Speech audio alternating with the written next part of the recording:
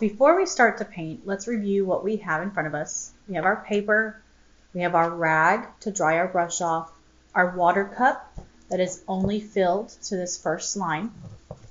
We have our paint set, and then this is going to be our paint palette where we can mix our own colors here in a little bit. Make sure with your paintbrush that you keep it looking nice so that way you can paint smaller details later on in our project. You do not want to give your brush a bad hair day. In order to do this, you make sure you always pull your brush. I don't care what direction you're going, you can turn your wrist and pull it any way you want, but we never push it. When you push the brush, the hairs kind of splay out, and that's how you mess it up. I will show you how we do details later, and you can lightly tap your brush, but you're never pushing. Always pull your brush.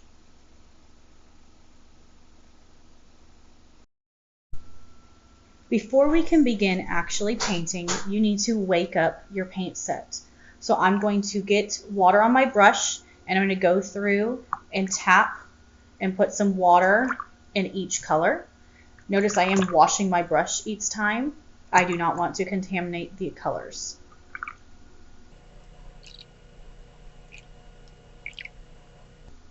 Once you've done that, we are ready to begin. We're going to start with our first technique called wet on dry. The wet is the paint and the paper is the dry. We are going to do exactly like it says. We are going to, using our wet brush, okay, we are going to pick up whatever color you would like. It is totally up to you. I'm going to load my brush with that color, and then I can begin painting. A wet on dry is going to give us more of that solid color rather than other techniques which will fade it out. You can keep going back, loading your brush and getting more paint as you need it. Notice that I'm always pulling my brush, I'm never pushing.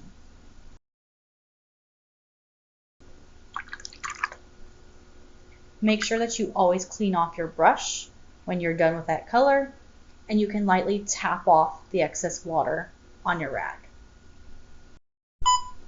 Now I'm going to show you how to mix colors.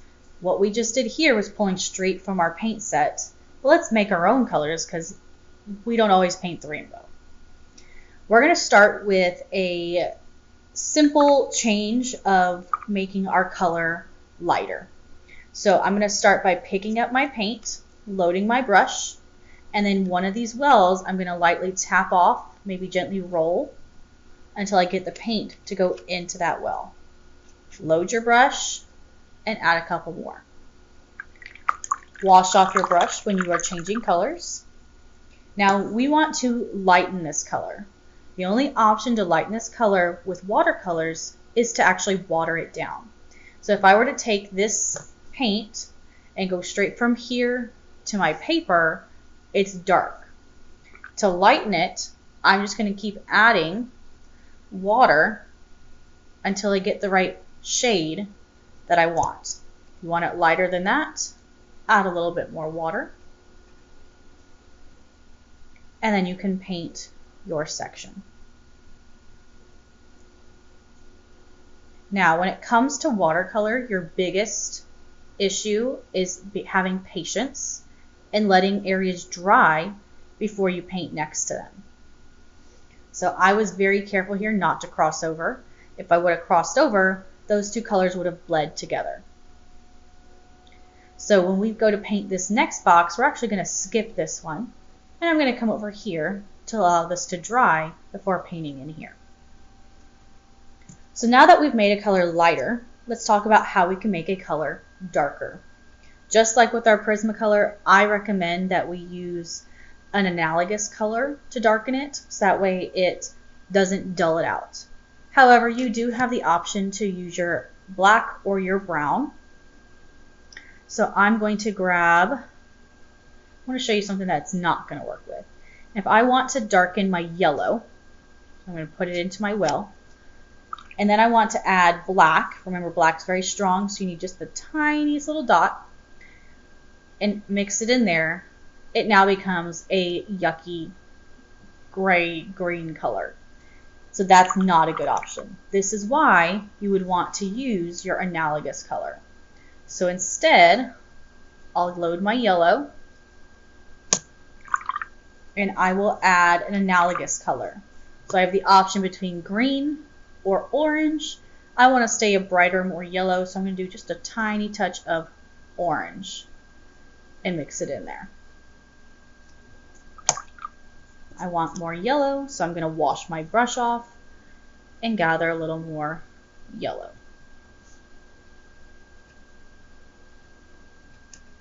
Once you have the color you want made, you can go ahead and paint your section.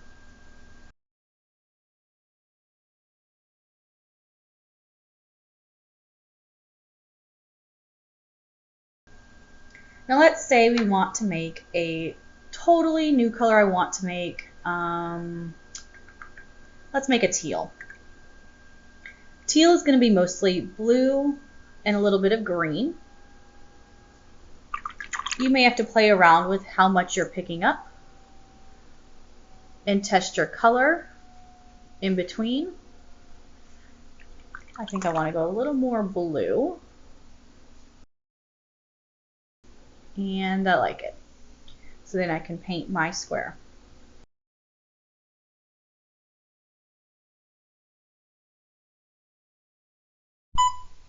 The last two techniques we have done have both been wet on dries. We just put the paint right onto the dry paper. These last two techniques are going to actually require us to wet the paper first, and it's going to cause the paint to essentially move across the paper a lot easier and actually give you more of a lighter tone to it. And there's a couple different reasons we would do this. This first technique in this first box here, I want to show you how to make a sky and leave some clouds in it as well. So using fairly clean water, I'm going to really quickly, before we do that, we need to prepare because this has to be done quickly. So I want a blue, and I want a light blue for my sky. I don't want it to be dark. So I'm going to go ahead and load some blue in a well and add some water to lighten it down. You want to prepare watercolor beforehand because you have to work quickly because things dry on you. So now, using a clean, wet brush, I'm going to quickly paint the square that I want my sky to be in. Wherever you put the water is where the paint is going to go.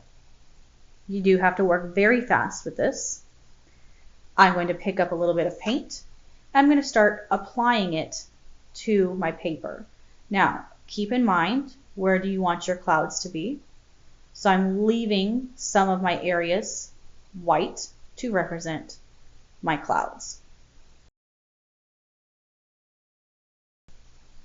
You can go back and in some areas you can add some more paint to make it a little bit darker and leave some areas a little bit lighter.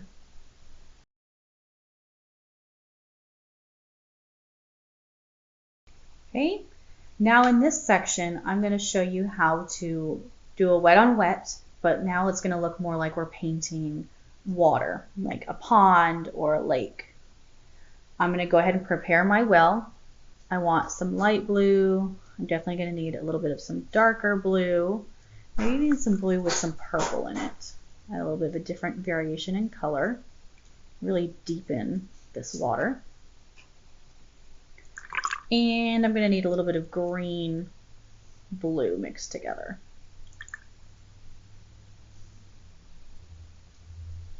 Make sure that you're washing your brush in between different colors so you're not contaminating it.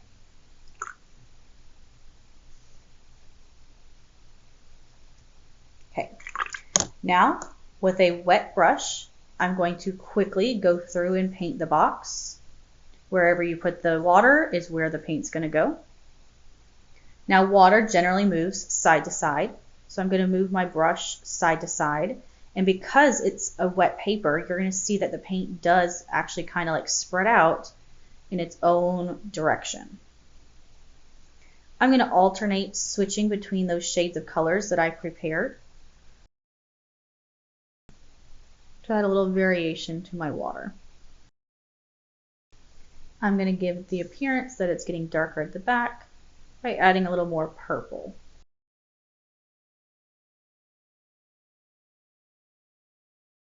The last technique we're going to talk about is a gradient. This is going a slow change from one color to the next. This is kind of like our value scale, how it slowly got lighter or slowly got darker.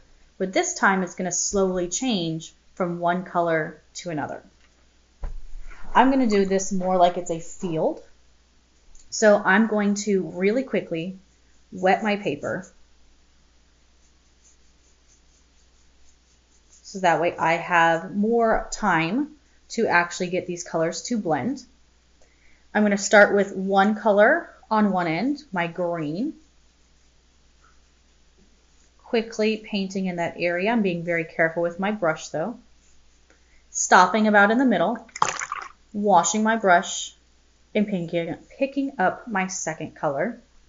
I'm going to start by placing that color at the top, slowly bringing it down to meet the green. Then I'm going to go and clean my brush, dab off a little bit of the extra water, and then go through and bring the green up and bring the yellow down to meet in the middle. If your brush starts capturing too much of one color, wash it again, and you can go back and finish mixing it through. If it's still wet, you can go through and with a darker color, add more on one end.